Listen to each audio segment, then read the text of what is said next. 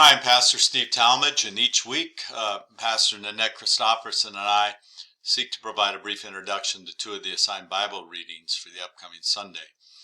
In this lesson, we're going to look at the first reading assigned to Sunday, May 14th, 2023. We continue in the season of Easter, having that first lesson come out of the book of Acts. And here we are moving to Acts 17, verses 22 to 31.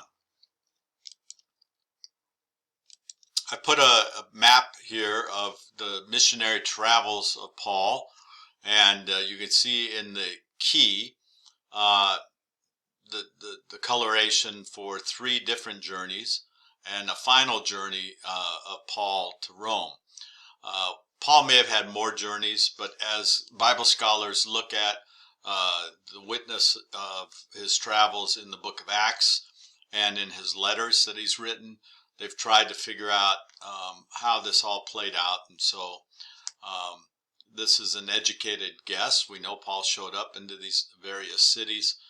And so we're going to hear some references to that throughout the book of Acts and in his letters. Before we get to our reading, let's just take a look at chapter 16. Paul is getting companions for his missionary endeavors. And so we have young Timothy, Gentile convert, or his parents, his mother and grandmother were Jewish, but he believes that his father was Greek.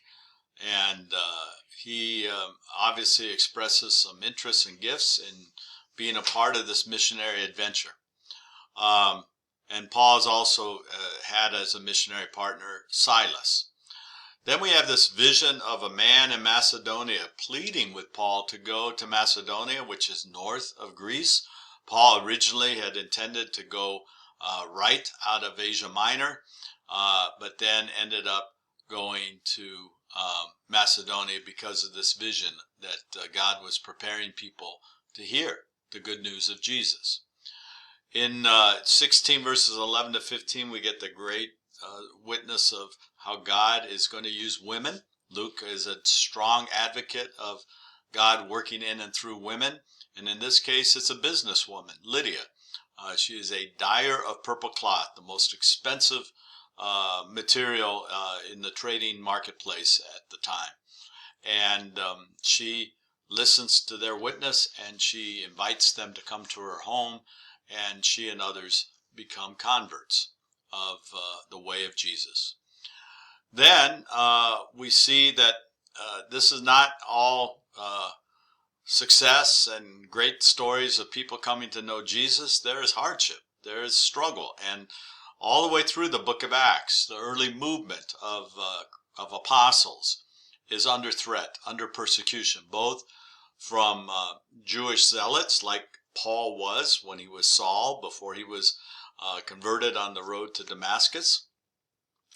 They are purveyors and protectors of the Jewish faith, and they believe that Jesus is a heretic. He's not the Messiah, and they want to make sure that these Jewish apostles are not leading people astray away from the true faith, their understanding, the true faith, that of being devoted to Judaism.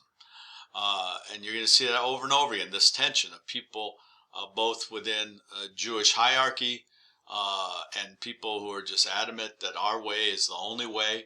And then you're going to see pressure also from Roman officials trying to keep the peace and kind of keep this upstart religion from causing problems.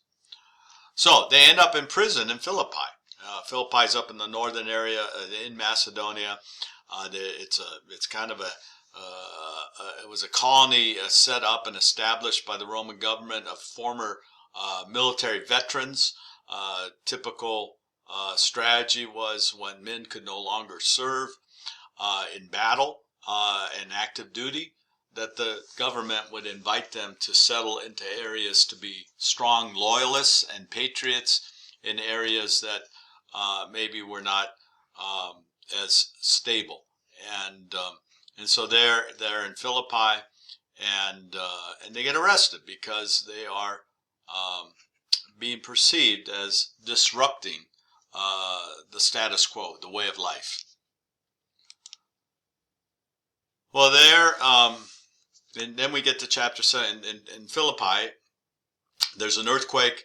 Paul and Silas don't flee the jail that they're being held in, and the Philippian jailer thought that he might as well just kill himself because he failed in his duty to keep the prisoners he had under his charge in jail. And before he did that, they called out to him and said, "We're still here. We're still here." And through the ways that only the Spirit can work, the Philippian jailer invites Paul and Silas to come into their home to explain why they would care about him and not flee for their own lives. And they use it as an opportunity to bear witness to Jesus Christ. And the Philippian jailer, his whole household, become converts to Christianity.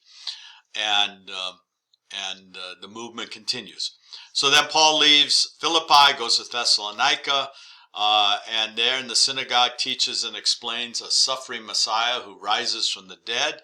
There are conversions of some Jews, and there are God-fearing Greeks. Those God-fearers are attracted to the monotheism of Judaism, and they're curious that here are Jews saying they have found the Messiah, the Jewish Messiah.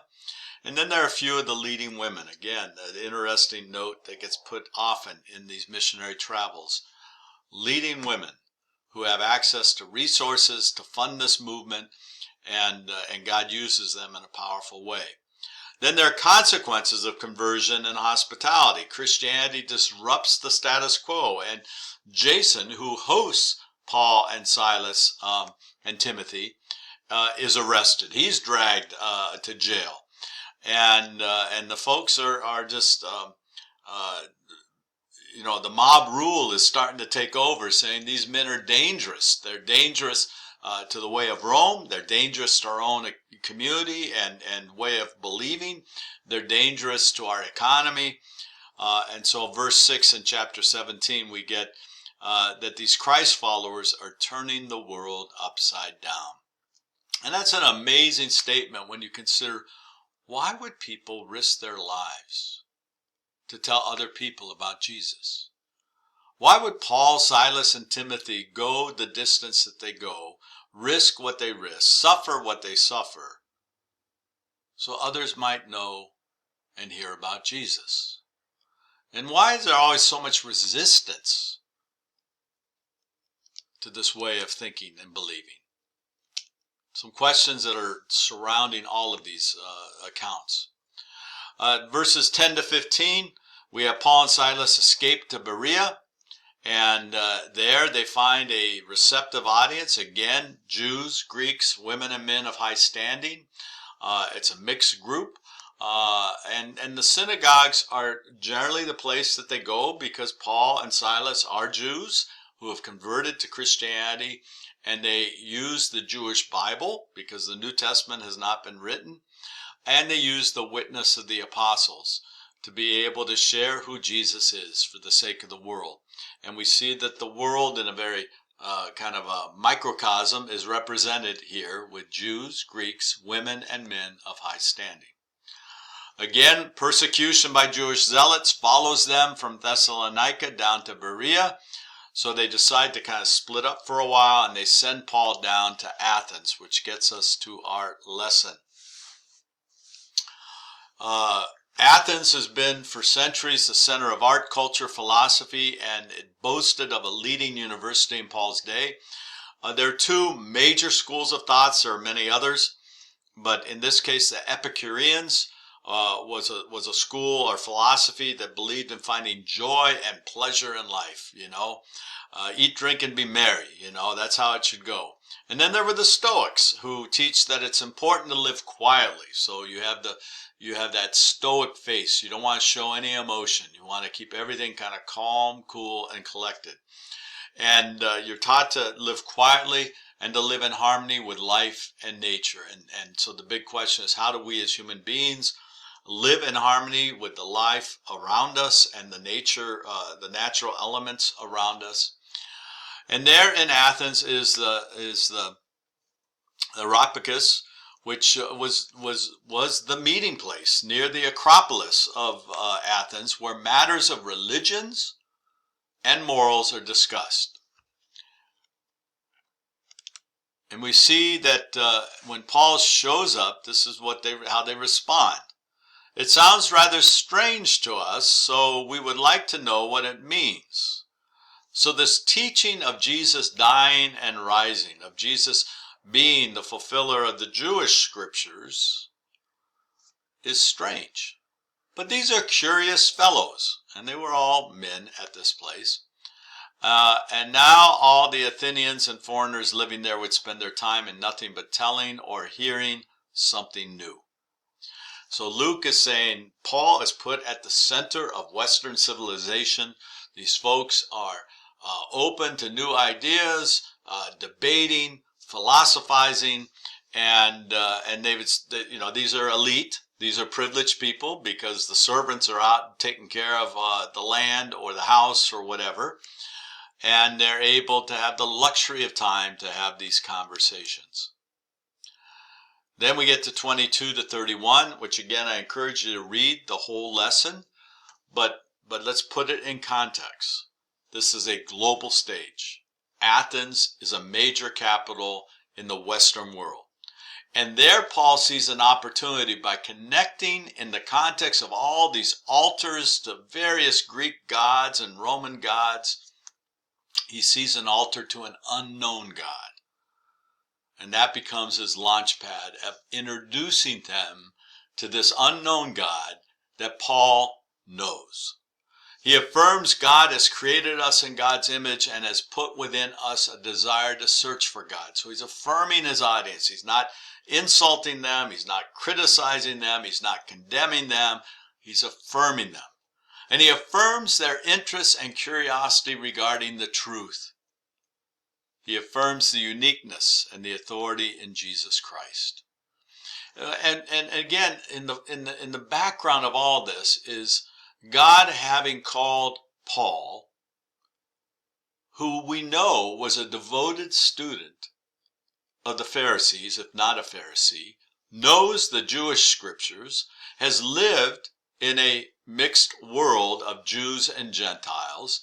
He's smart, he's eloquent, he has an ability to debate and engage, and so here he is in the center of Western civilization, having this conversation to broaden the broadcast of who Jesus is, the Savior of the world, including Jew and Gentile, male and female, free and slave.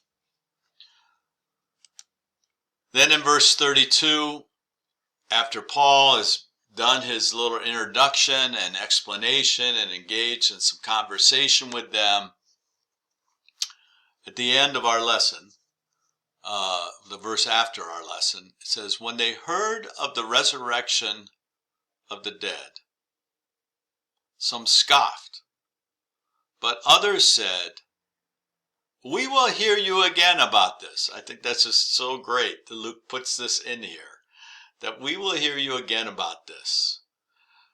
In any context that you and I are placed, we're always going to have skeptics, scoffers, doubters, people who resist the truth of who Jesus is.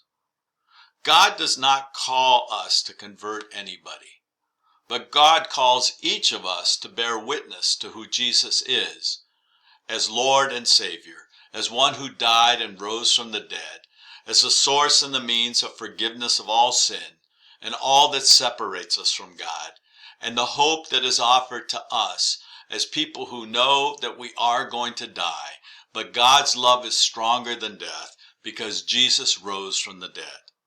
We each have a witness, and that witness is invited to be shared. So the work of an apostle will always involve grit, resilience, persistence, and patience. May we all continue the work of the apostles. God bless.